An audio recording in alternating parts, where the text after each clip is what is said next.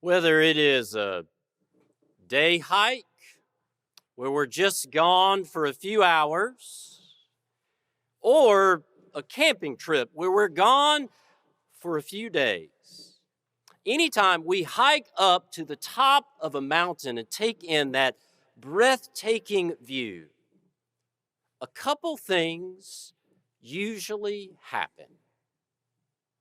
That first, we start to look back. We start to think about that hike and all of the many miles that brought us to that place. But not only that, our mind starts to wander and think about all of the years behind us. The joy and hardship, the effort and grace, that everything becomes quiet and still. And we think back. But second, from that, we start looking forward. We start to envision the journey ahead. We start to think about hiking back down and what happens next. That many times our goals are clearer, or we feel our prayers deeper, or we are inspired about what to do next. That's what happens on the top of a mountain. And that's what happened to Peter, James, and John when they followed Jesus up to the top of that mountain, that they looked back and they looked forward. That they looked back to the story of the Exodus, where Moses hiked up to Mount Sinai right after the people of God were liberated from Egypt, leaving years of oppression behind. But then they couldn't help but start looking forward, anticipating the wilderness that was in front of them. And they didn't know if they could survive. They faced real threats, depending on manna from heaven and water from a rock, that after leaving Egypt, it quickly went from, oh, thank goodness, to, oh, my goodness. And then Moses went up to the top of Mount Sinai. He received the law and commandments, instruction, it is called, what we refer to as the 10 Commandments. And the people were thankful. And many times we think of this instruction of God's law and commandments as restrictive, but if you are stranded in the middle of the wilderness, instruction feels more like grace. It let the people know they were not alone, that God was with them. And the story about Peter, James, and John echoes that story, where they went up to the top of the mountain with Jesus, saw Moses and Elijah standing on either side of him, surrounded by this dazzling light, that they were reassured that they were not alone, that God was with them, that there would be instruction and guidance in their wilderness. And like Moses before him, Jesus was willing to enter the wilderness. He went out into the wilderness towards the river Jordan, where he was baptized by John. And then after his baptism, he wandered in the wilderness for 40 days, like those 40 years of the people, facing temptation. And then he said, I am the bread of life, like manna from heaven.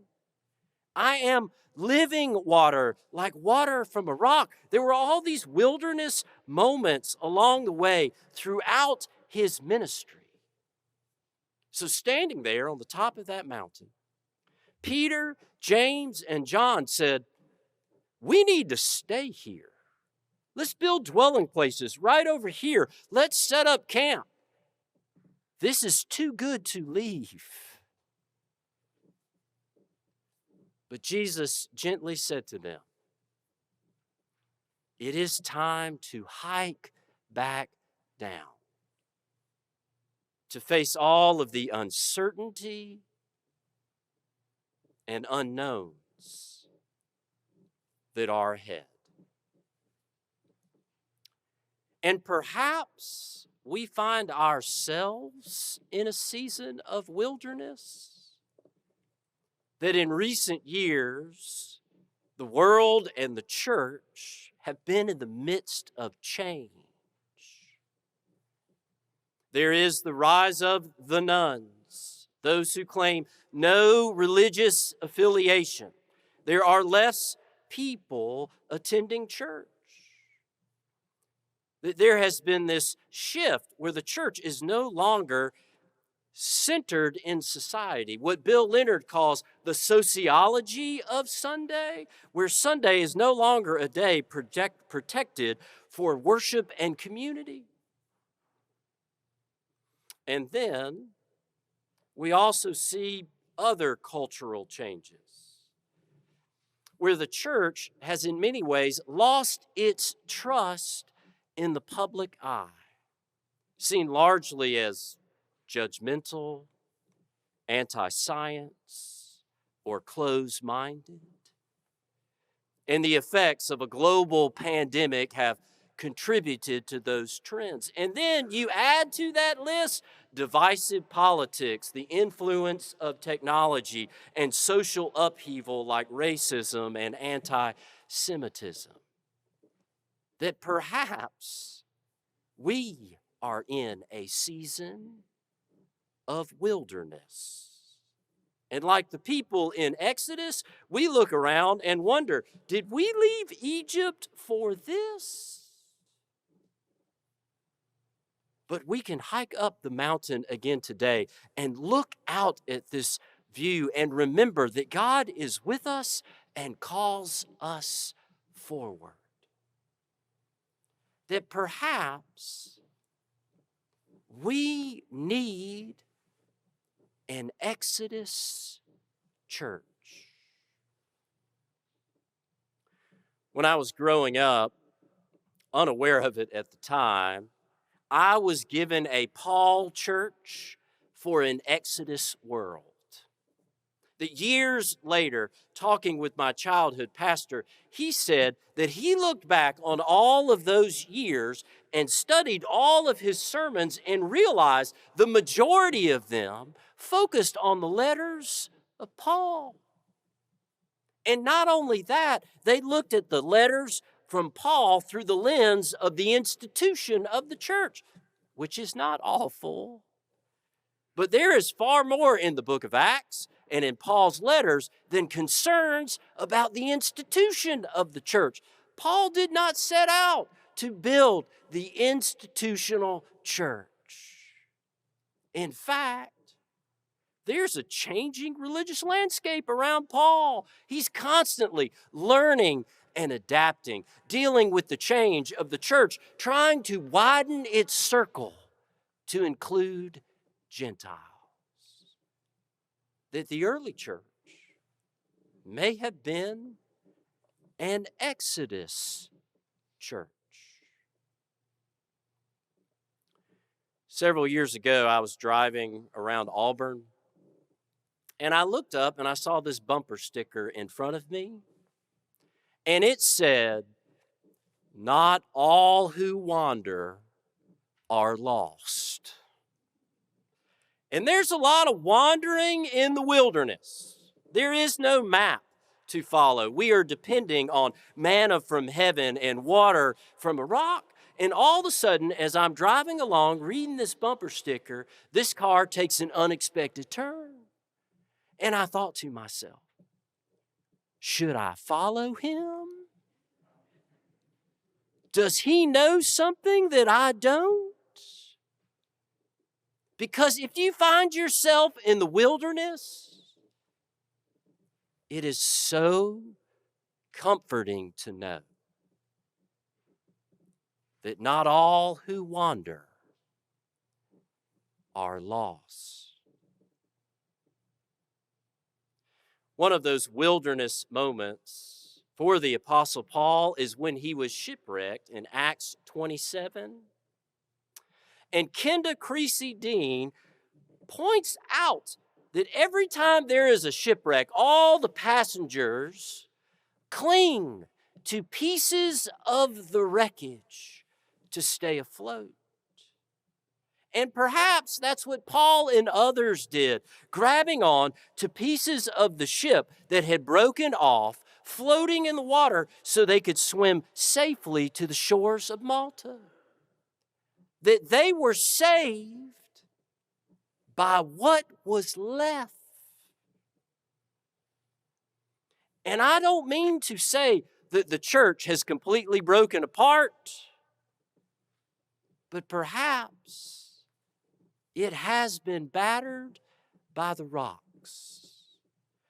Because there are all these wilderness questions around us, questions about what truly matters. And what is it are we going to cling to? What is going to keep us afloat? And it's important to remember, the wreckage does not fail us. It is actually what saves us. Because there are pieces of God's forgiveness and God's calling and God's hope all around us. It is our instruction for the wilderness. And since Jesus is so accustomed to the wilderness, he can teach us about those things. That it is the ways of Jesus that lead us forward. For the same reason that Peter, James, and John thought it was a great idea to set up dwelling places and to stay on that mountain, it was the same reason that they decided to hike back down and to face the wilderness in front of them. That they were following Jesus. And on our hardest of days, when we are surrounded by wilderness questions, we keep going. Because not all who wander are lost. That is what it means to be an Exodus church. Amen.